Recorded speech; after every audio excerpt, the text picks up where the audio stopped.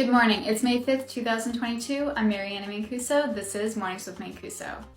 Photo evidence can be quite damning, and it can be especially harmful if you're running for office. Specifically in the case of Dr. Oz. You thought I was going to talk about Madison Cawthorn. Stay tuned for that.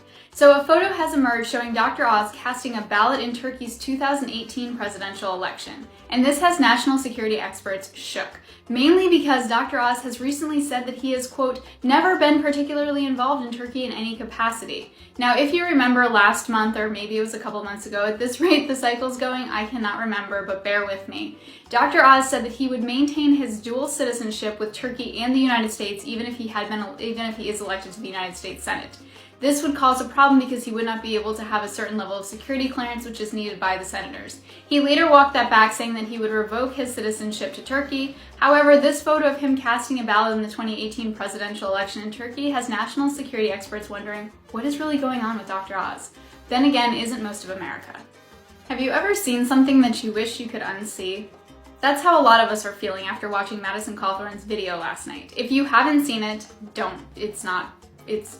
It's extremely disturbing is what it is.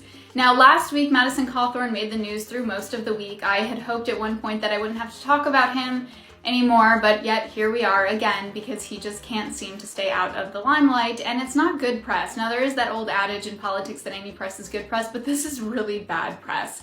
Madison Cawthorn is running in a primary in North Carolina's 11th district, and it looks like that the primary is coming up in 2 weeks, and if none of the candidates, I think right now there's about 7 candidates running, if none of them make it to over the 30% threshold, there will be a runoff. Now, Madison Cawthorn is pushing back. He said last night that the video that was released was just, quote, locker room talk between cousins.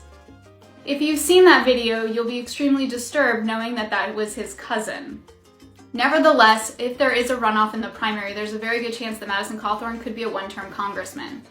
As we continue on through the week, let's hope that it's Thursday and we can make it through Friday without having to see another disturbing video or photo of Madison Cawthorn. All jokes and cringe aside about Representative Madison Cawthorn. In the news that's come out recently about him, it's very clear that he needs to get help and that there's a lot of things going on with him. I hope he does.